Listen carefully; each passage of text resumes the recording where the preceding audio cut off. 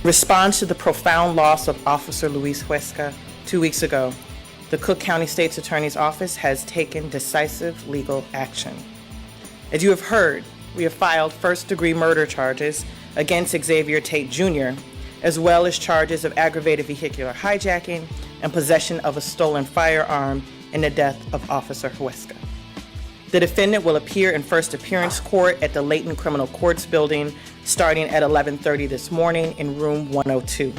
That is Cook County State's Attorney Kim Foxx Friday joining Chicago Police Department Superintendent Larry Snelling and Chicago Mayor Brandon Johnson with charges against the suspect in the shooting death of Luis Huesca.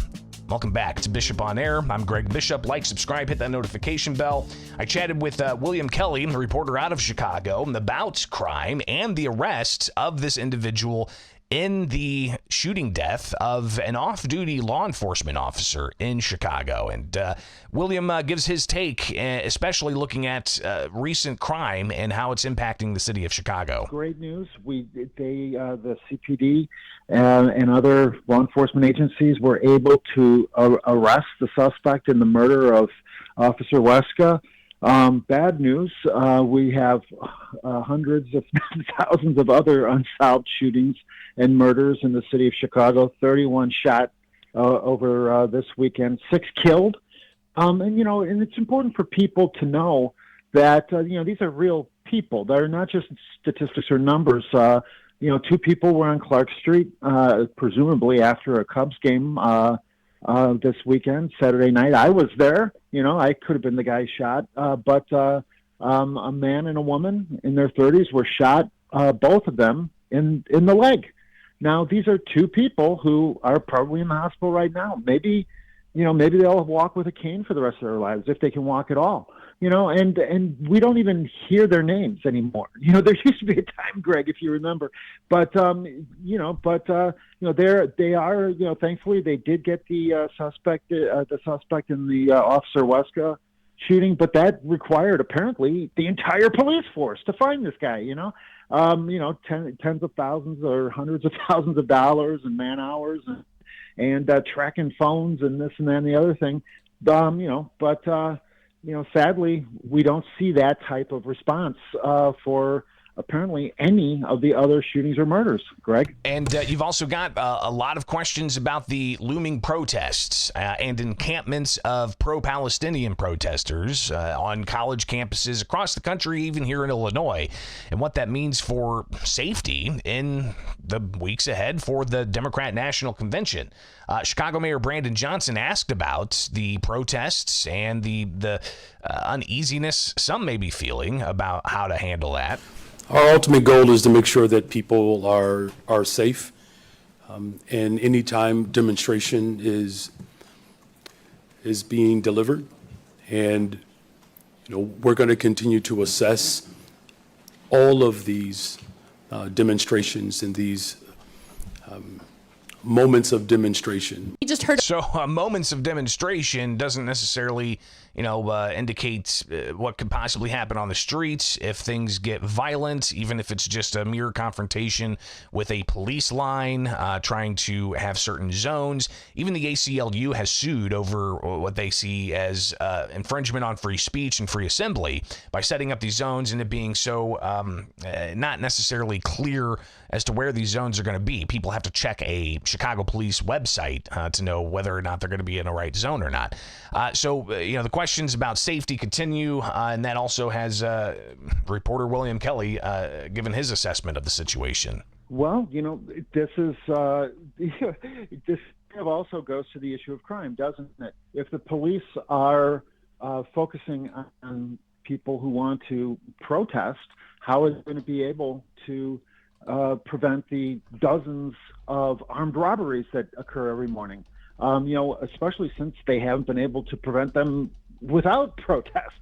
So now add protests, add DNC to the mix, and CPD is, if they're being directed or deployed to, try and drag students around the campus, then, you can pretty much guarantee that armed robbers will have a field day in Chicago this summer. They did at a bar that actually is very close to my heart, the Irish Nobleman Pub, where I was elected. Believe it or not, Greg, I actually got elected to something.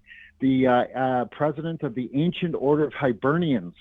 That's right. But at any rate, over the weekend, security cameras caught, again, these suspects, usual description, walked into the bar, the pub, and told all of the patrons to just empty out their pockets, turn out their pockets, and walked out shooting at Declan, the owner of the Irish Nobleman Pub.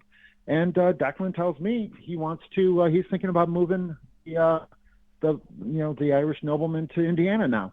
So this is what's happening in Chicago with total lack of police enforcement of the laws. And something else to consider is you might have police focused on, say, for instance, President Joe Biden's appearance or the DNC or other large dignitaries or events. But when it comes to the crime that's happening in certain parts of the city every day, not just on weekends, the shootings that are happening, people not just dying, but being maimed for life. Police also at the same time have to, think about the optics of their job and how that impacts how they, fight crime. Looking at some of these headlines, you've got 9 members of Chicago Police Department on a leaked Oath Keepers list. Top cop defends investigation into officers' ties to Proud Boys. The questions about January 6th and so on. The police superintendent, Larry Snelling, was asked about this on Friday, and he defended the investigation into possible extremist ties that some Chicago police officers may have. Our Internal Affairs Division has reached out to everyone to gather information to determine if these officers were actually proven to be members of hate groups. So that information will be there for everyone to read. We also invite the Inspector General's office to take a look at every aspect of that investigation and give us feedback. So the mayor also being asked about this, and he says the investigation is going to continue. Well, look, there's an entire set of standards that allow for full investigation to be able to substantiate whether or not someone belongs to, an unconscionable hate group. In those instances in which you've described, I'll be quite frank with you, I will happily do additional research around what you've just described. So clearly more is going to come out about that, but people pointing to, Oath Keepers were, found guilty in the January 6th deal, and the Proud Boys, they did bad stuff on January 6th. But this list apparently is for individuals who were part of Oath Keepers way, way, way before that. So, Oath Keepers is a group that was decades ago, it seems like, really focused on making sure that there was constitutional policing with law enforcement, and that law enforcement upheld their oath to office. But clearly, something went astray with that group. Especially after all that came out about January 6th. But those are, of course, just some of the things going on up in Chicago when it comes to law enforcement and crime. But you also have the Chicago teachers demanding their new contract. And here's a headline from Fox News. Chicago teachers' $50 billion demands include pay hike, abortions, and migrant accommodations, including members getting 9% annual wage increase through fiscal year 2028. William Kelly sounding off on this as well, talking about, Brandon Johnson coming from that sphere of the teachers union.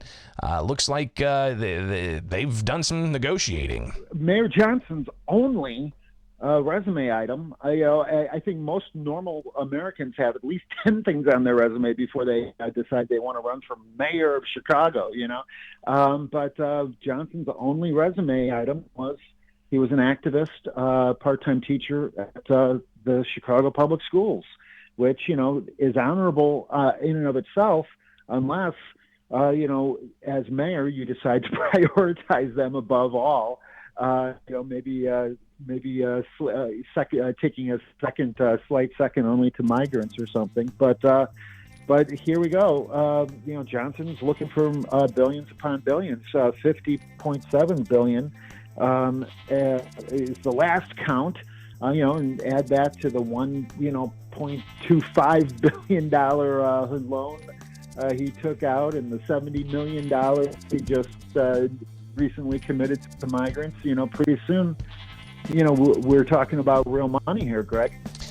So a lot going on in Chicago. We'll do what we can to keep you posted on that as well here with Bishop on Air. Like, subscribe, hit that notification bell. Email me, bishoponair@gmail.com. You can also find all the work I put together with my team at the Center Square.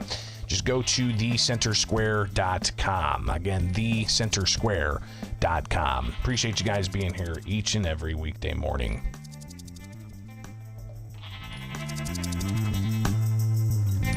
If I can just follow up on what was said before.